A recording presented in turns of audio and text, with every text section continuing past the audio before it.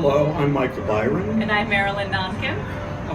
We will be premiering my new work for two pianos, The Ultraviolet of Many Parallel Paths at Roulette, which was commissioned by Roulette with support from the David Sylvia Teitelbaum Foundation, to whom I'm grateful. For our performance on November 2nd, I'll be joined by fantastic pianist Joseph Kubera, a longtime interpreter of Michael Byron's music. And we are so thrilled that this epic work was written for us by Michael Byron. And we are deep in the heart of rehearsals as we speak. The idea for this came to me after composing my hour-long Dreamers of Pearl, which is recorded on New World Records, and it was dedicated to pianist Joseph Kubera, who is my longtime collaborator. I'm very lucky now to have Marilyn Nonken join us. Between the two of them, they are easily the finest polyrhythmic pianists, at least in New York and probably elsewhere. This work is very intense, quite beautiful in the way that I think of beauty. It explores ergodic forms, stochastic processes, and deeply felt beliefs about beauty and duration. It was written entirely in the New York Public Library on 42nd Street. Since I use neither keyboard nor computer, there was a reading room that I particularly liked, and the library was very friendly about this, and so I spent about a year or so sitting in that reading room writing this piece. Later, I copied it onto a music notation program. It's structured in two movements, each about 23 or 24 minutes long, depending on the tempo at which it's played. And they are, as I like to say, Beethoven tempos. They're quite brisk. As a performer, it's a very, very different thing working with another pianist, and I've had the opportunity to work on a lot of different kinds of works for two pianos, and sometimes a composer will really see the two pianos as having different personalities or different material, each one, and they sort of complement each other in different ways.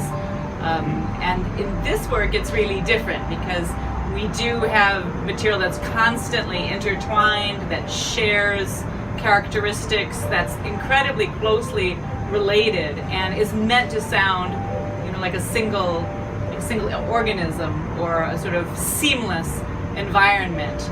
And I think that takes a really particular kind of balance between the two players. It takes a lot of rehearsal, and also I think a certain kind of simpatico relationship between the two players. There's really not another pianist that I could see doing this piece with, rather than Joe, also because he's so experienced and has played so much of Michael's music that he speaks it really fluently. He speaks in that language, and that's something that I can mimic and work on and use to inform how I'm playing. So I think there's a little bit of this modeling our performances on one another, and I think to do that and feel comfortable working that closely, it does take a particularly close kind of relationship. Whereas when you're performing a solo piece, you're the master of your own domain, and you don't need to appeal to anyone else. So I think it requires a certain kind of shared sentiment and intimacy. In my work, there is no difference between form and content. My instructions to myself are simply do what you have to do, but do it quickly. And so I don't take time. Once I start a piece, I never let go of that initial idea. Now, I'm also very interested in what the brain is capable of perceiving, which is a finite amount of variable information. so that we can focus on isolated events and maximize the variability in those. There are as many ways to write music as there are people, and as many fascinations with sounds as there are people. My music, although sounding quite different from one piece to the next, has the same aesthetic principles of beauty, whether in a more abstract sense or in the classical sense that we might be able to agree on.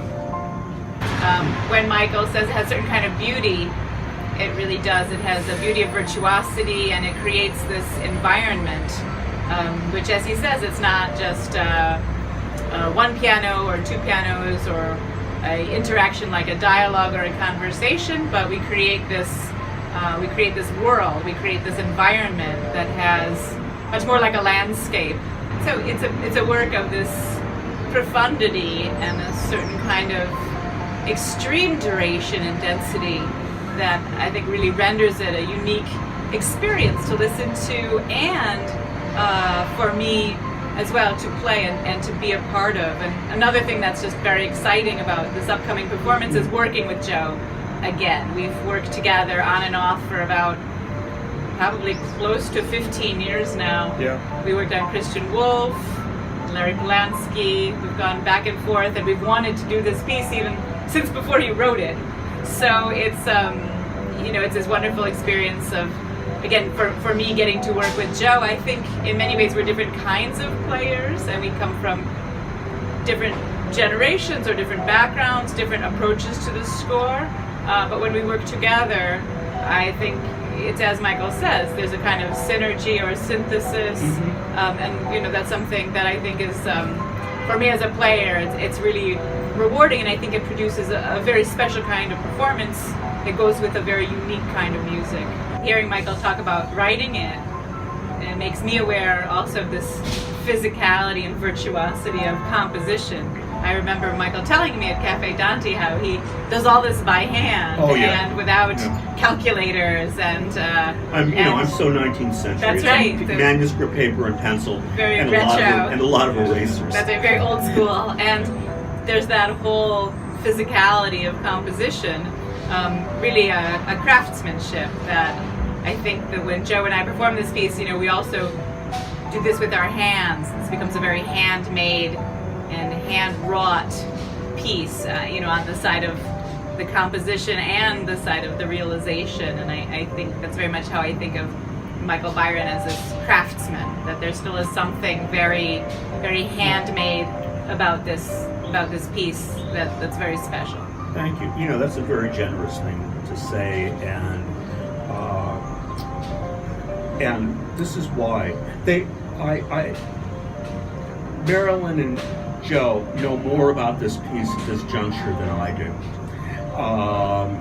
They analyze, they scrutinize, and they go forward endlessly towards the realization of this image, of this obsessive image that we can't let go of. People often ask me how my titles are relevant to the music itself, and they're unabashedly sentimental and are part of my fantasy about that image. I think back to Varese after he wrote his first piece in America, Amérique, and he says, and I quote, "a purely sentimental title."